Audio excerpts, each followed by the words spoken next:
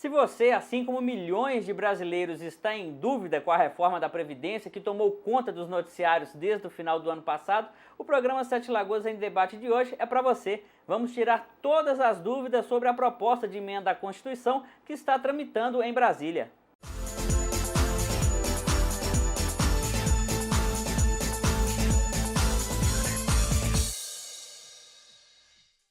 A reforma da Previdência foi apresentada em uma proposta de emenda à Constituição no final de 2016. E esse texto tem gerado muitas dúvidas em especialistas, em pessoas da área do direito, porque atinge o trabalhador brasileiro. É benéfico para o trabalhador? Não é benéfico para o trabalhador que vai ter que trabalhar mais, segundo esse novo texto? Todas essas dúvidas a gente vai sanar no programa Sete Lagoas em Debate de hoje com um especialista em direito previdenciário, professor e mestre na área, o advogado Silvio de Sá, que vai falar para a gente sobre essas polêmicas, né, Silvio? Primeiro eu queria te agradecer pela presença aqui na TV Câmara, claro, e para a gente entender um pouco mais sobre a Previdência Social. O que é a Previdência Social, Silvio? Obrigado pela presença. Rapidamente a gente pode falar o que é esse sistema de previdência que garante ao trabalhador uma aposentadoria, um benefício após a sua jornada de trabalho ao longo hoje, que são 25 anos que a pessoa tem que contribuir, né? Mas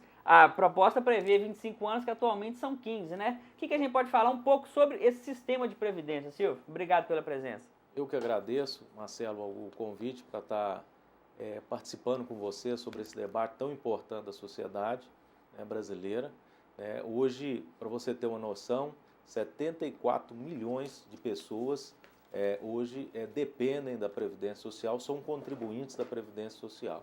Isso mostra a importância do tema, isso mostra também a importância da TV Câmara em fazer esse debate, tendo em vista que é um debate de repercussão nacional. A Ordem dos Advogados do Brasil já tomou um posicionamento contrário à reforma da Previdência, a PEC 248, 287. Então, o que acontece? É um posicionamento que eu considero acertado.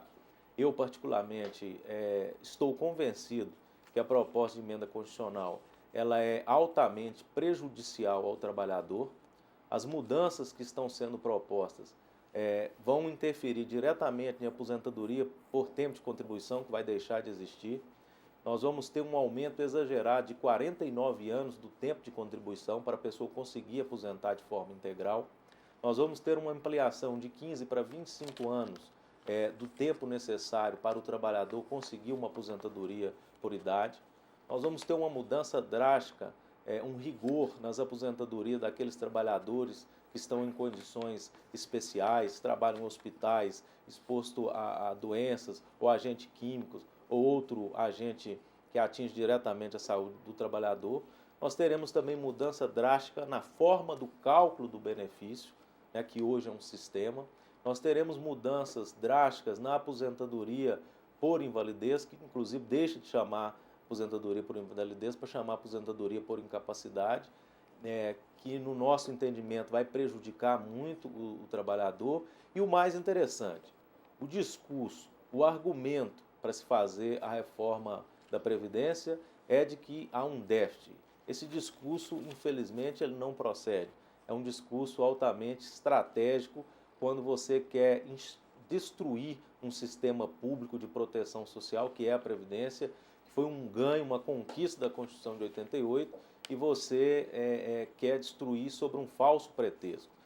Para você ter uma noção, todo o país ele faz uma reforma da Previdência.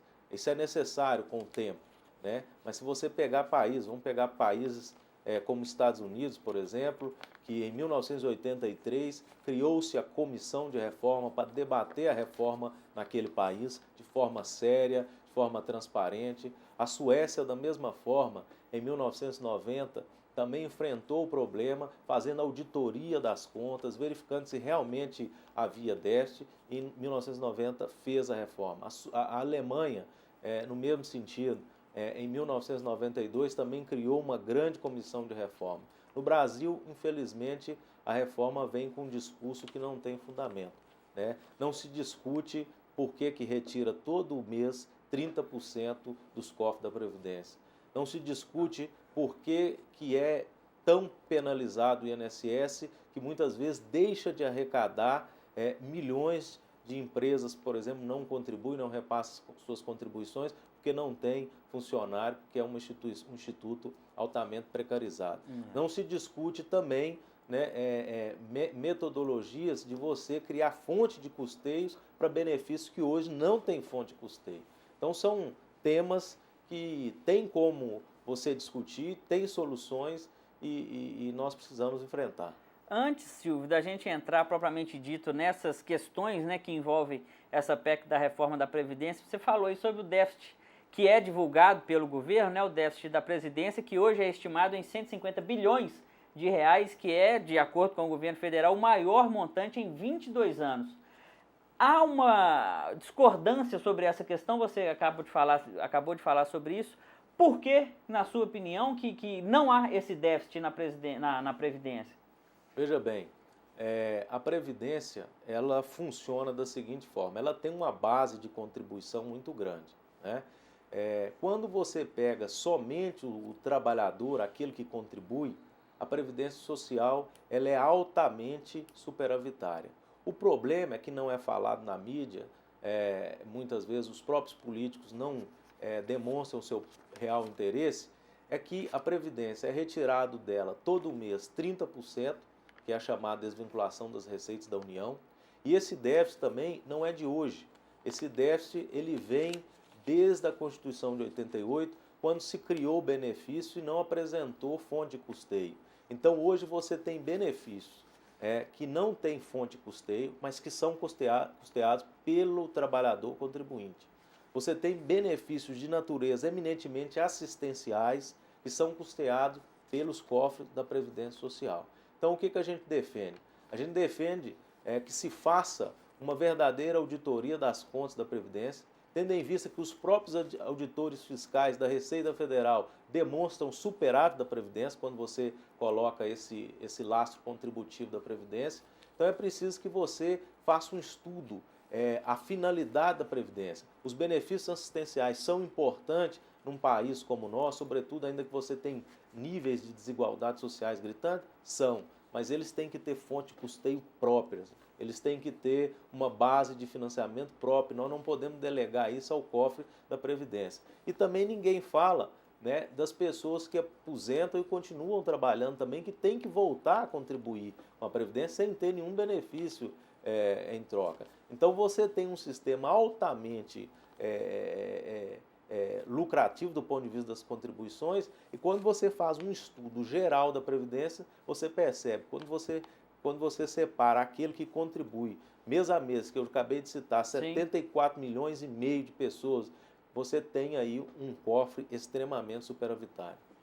Muito bem, daqui a pouco a gente vai falar mais sobre os pontos, né, que estão gerando maior polêmica no texto de proposta de emenda à Constituição sobre a reforma da Previdência.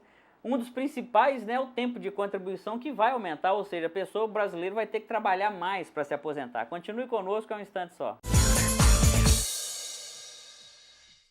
O advogado especialista em direito previdenciário Silvio de Sá é o convidado do Sete Lagoas em Debate de hoje, né? E o tema é a reforma da Previdência, que ganha cada vez mais os noticiários da mídia nacional sobre o tema, que é polêmico. O projeto está tramitando no governo federal e pode ser votado ainda este ano, mas no segundo semestre, né, Silvio? Agora, um dos principais pontos que vem gerando debates com relação a esse texto é o tempo de contribuição. Hoje, de 15 anos e passa para 25 anos, e a pessoa tem que ter uma idade mínima de 65 anos para requerer o benefício da aposentadoria. Vai sacrificar o trabalhador, não vai não, Silvio? Esse é um dos pontos que nós temos que apontar um equívoco no projeto, né? Uma irracionalidade, vamos dizer assim, no projeto. Primeiro que ele parte do pressuposto que para você ter aposentadoria integral, você vai ter que trabalhar dos 16 anos de idade até os 65 anos de idade. Por que 16 anos de idade? A data que é permitido trabalhar no Brasil, e 65 anos a data limite que eles no texto prevê como a idade mínima para aposentar. Então, você percebe que hoje, no sistema hoje, a pessoa tiver 18 anos e 57 anos de idade, e ele vai tendo aí uma contribuição ininterrupta de 38 anos, ele aposenta de forma integral. Então você percebe que hoje as mudanças elas são extremamente drásticas ao trabalhador e não são necessárias no momento que você tem um número tão amplo de contribuintes, né? E a questão de aumentar o número de contribuições de 15 anos para 25 anos é uma visão de quem não conhece o Brasil. Veja bem, 39% das aposentadorias hoje são concedidas por idade, ou seja, 39%. Né? As pessoas custam a chegar aos 15 anos de contribuição. Por quê? Porque nós, infelizmente, não somos um país que vivencia o pleno emprego, né? Que as pessoas têm um acesso fácil ao trabalho, muito pelo contrário, hoje a informalidade é o que prevalece. E cabe ao gestor público pensar isso de uma forma global, né, no contexto da realidade brasileira. E você estabelecer aí um teto de 49 anos de contribuição para a pessoa ter aposentadoria integral, um mínimo de 25 anos e um recorde de idade de 65 anos, numa realidade onde que privilegia um emprego não permanente, é extremamente equivocado. É extremamente equivocado. Então, a realidade do Brasil hoje não justificaria tanto tempo de contribuição, né, na forma como está sendo proposta, e uma idade nesse patamar. Você poderia aumentar com um limite de idade, mas 65 anos, pela realidade hoje conjuntural do Brasil, é absolutamente desnecessário. Então, por isso que a ausência de estudo, como eu falei para você, a ausência de uma auditoria, o que faz? Quando você não conhece o problema, você dá um tiro no escuro.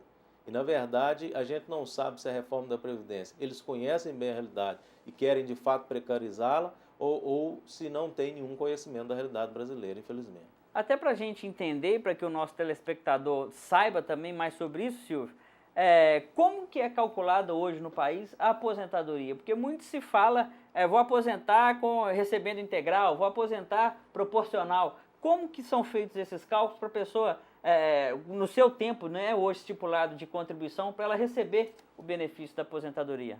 Você tocou num assunto muito interessante, que é o cálculo, né, do benefício. Só para você ter uma noção, hoje a aposentadoria por idade, você já começa recebendo, com 15 anos de contribuição, você começa recebendo 70% do seu salário de contribuição. Com a reforma, esse cálculo cai de 70% para 51% do seu salário de contribuição. Como que é feito o cálculo desse benefício? Você pega hoje, no sistema hoje, você pega todas as suas contribuições, né, que você tem, né, faz uma média aritmética simples de tudo aquilo que você ganhou salarialmente e retira 20% das suas piores contribuições e desses 80% faça uma média aritmética simples de todas as suas contribuições e chega ao seu salário de benefício. Né? Como eu te falei, na aposentadoria por idade, hoje chega-se a 70% dessa média dessas contribuições. Para chegar a 100% do salário de benefício na atualidade, você precisa ter 35 anos de contribuição. Então a pessoa consegue programar 35 anos, sabe que 20% dessas contribuições serão descartadas, né? Então ela contribuiu de forma pequena, serão descartadas e será aproveitada 80%. Então com a reforma, você já tem aí uma mudança radical para todos os benefícios que serão calculados a partir de 51% do seu salário de benefício. Você só vai ter como aumentar isso para chegar a 100% a cada ano de contribuição. E uma mudança também que é desfavorável ao trabalhador, né? Você hoje pode descartar 20% das suas piores contribuições. Com a reforma, você não pode descartar absolutamente nada. Então você tem aí um critério muito mais rígido no cálculo do salário de benefício. E eu quero dizer para vocês que previdência social não é uma caridade do Estado, é um direito do trabalhador que contribui mensalmente. Você contribui ao longo da sua vida toda, né, Gil? Exatamente. E veja bem, como que você pode hoje contribuir regularmente e ao final da vida, onde você mais precisa, que é na velhice, você está completamente desassistido. Então, é uma questão extremamente interessante e as previdências públicas, né, desde dos chamados estados sociais que organizaram os primeiros sistemas, né, hoje nós temos dois grandes sistemas, que é o sistema inglês beveridiano e o sistema alemão bismarckiano, que é altamente contributivo. São esses dois grandes modelos e o mundo escolheu fundir os dois modelos. O sistema alemão bismarckiano é altamente contributivo e o sistema inglês beveridiano, além de contributivo, ele também tem um caráter solidário, social, para que, por exemplo, se a pessoa se torna incapaz, ele tenha proteção, né? O mundo inteiro buscou um misto desses dois sistemas. Na proposta do Brasil, você percebe que não é nenhum nem outro. É um ultra conservadorismo, onde você está dizendo assim, olha, vai contribuir para um banco, porque previdência pública não é direito, não é papel do Estado. O que está sendo dito no projeto de reforma, sem sombra de dúvida, é isso. Daqui a pouco a gente continua falando mais sobre essa reforma da Previdência, que é um assunto muito polêmico e que gera muitas dúvidas e muitos debates. Daqui a pouquinho a gente volta. A reforma da Previdência hoje é o debate aqui no programa da TV Câmara e o especialista Silvio de Sá discorreu muito sobre o assunto, né, Silvio? A gente já chegou a uma conclusão, digamos assim, que vai ser extremamente dificultador para o trabalhador brasileiro se esse texto da reforma da Previdência for aprovado lá em Brasília, mas quais seriam as saídas para essa reforma? A gente apontou aqui os problemas da reforma, mas o que poderia ser feito pelo governo para amenizar esse texto, para fazer um contraponto, digamos assim, para que o trabalhador brasileiro não tivesse tanto trabalho mais para se aposentar? O primeiro passo é tratar a reforma previdenciária de forma séria. Esse é o primeiro passo. Então, deveria-se, no meu modo de ver, retirar imediatamente esse projeto, que é altamente destrutivo. Eu, inclusive, não chamo ele de reforma, eu chamo ele de uma desestruturação total do sistema de previdência social no Brasil, criar uma comissão, né, de reforma, como foi feita em vários países que passaram pelo problema. Isso o mundo inteiro fez assim. Eu citei para você aqui 3 países que fizeram assim e vários outros também, né? Identificar por meio de uma auditoria se realmente existe déficit na Previdência. O povo brasileiro tem o direito de saber, porque a Previdência é do povo brasileiro, né? Ela é do trabalhador contribuinte, né?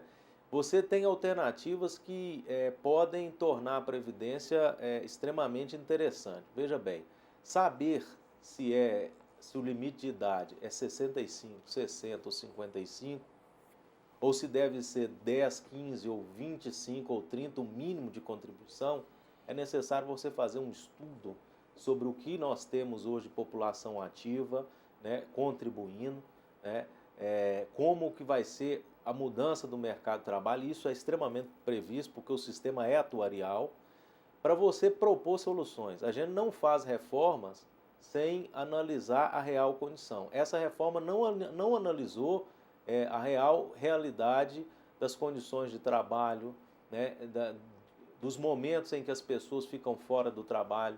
Não tem uma perspectiva se a Previdência Social, o povo tem que dizer, a Previdência Social tem que ter um caráter solidário ou não tem? Aquele trabalhador que saiu do seu serviço, sofreu um acidente, ele tem direito de receber um auxílio-doença acidentário, um benefício num valor justo ou não? Ou ele tem que ser penalizado porque ele sofreu um acidente?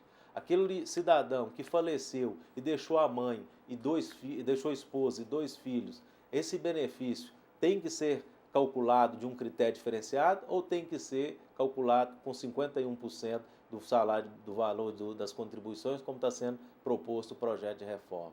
Então tem que ser feita essa discussão, né, do papel, por exemplo, do INSS. O INSS tem que buscar aquelas contribuições de empresas, de empregadores que não repassam ela para o INSS, porque elas prescrevem 5 anos. Ele tem que ter uma estrutura capaz de buscar esses valores? Claro que tem, né? Por exemplo, a tributação sobre as grandes fortunas, que é um grande dilema, uma grande polêmica no Brasil, né? Considerando que nós vivemos numa sociedade democrática, um princípio da solidariedade, é um princípio que fundamenta o Estado brasileiro.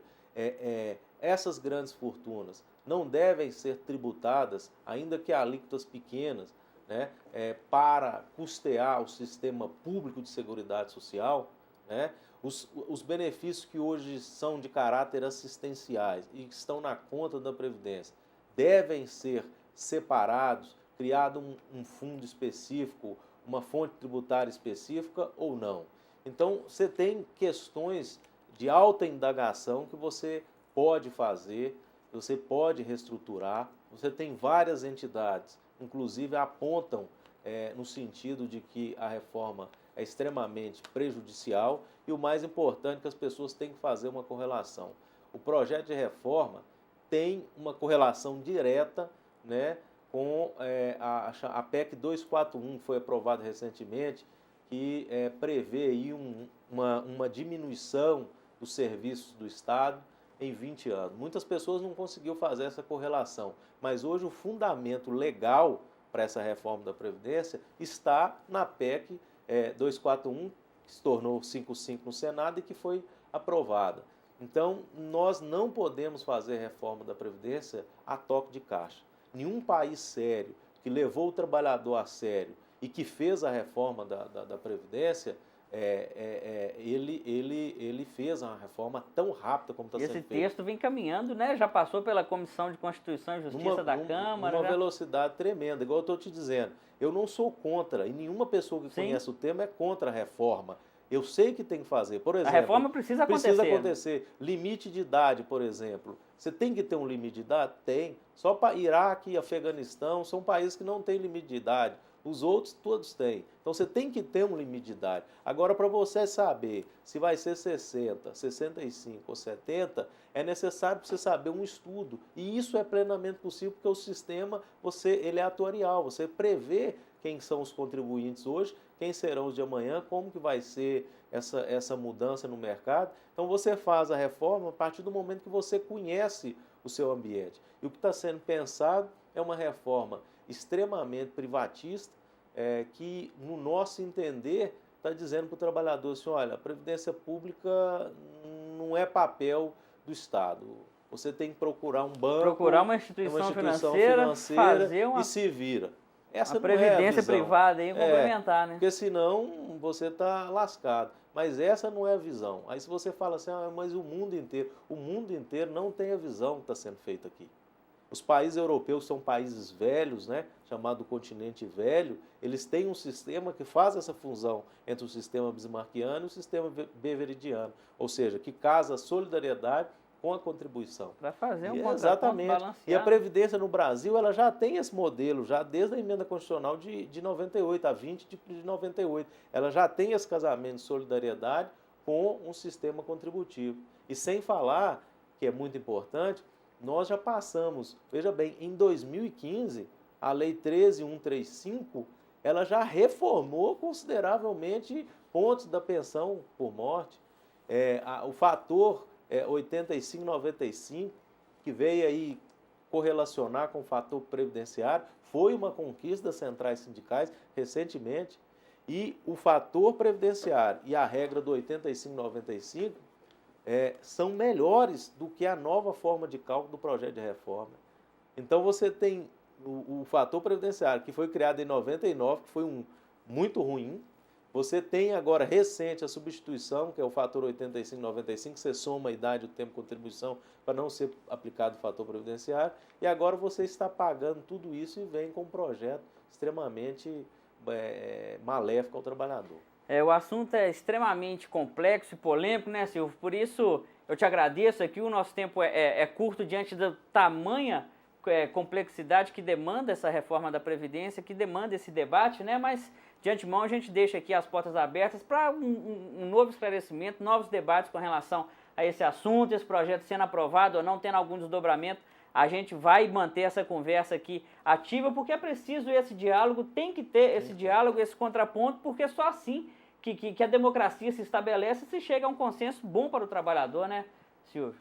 É verdade. O papel de vocês aqui está cumprindo a função social da imprensa, né? que é esclarecer, né, o trabalhador, as pessoas, outros pontos de vista, né? Aqui a gente está apresentando um ponto de vista que é embasado não só da Ordem dos Advogados do Brasil, mas também de várias instituições que já se posicionaram contra esse modelo de reforma. E, para falar, o tema é extenso, essa reforma também atinge os servidores públicos. Sim. Também. A gente não pode deixar de explicar, mas o tema é extenso, mas ela atinge também, da mesma forma, os trabalhadores que estão no regime público de previdência, né? Então, assim, o momento de esclarecer é esse. Então, eu agradeço a TV Câmara, agradeço você no convite e estamos à disposição para qualquer esclarecimento. Muito obrigado, Silvio. Você continue com a gente, continue com a programação da TV Câmara. Até o próximo Sete Lagoas em Debate.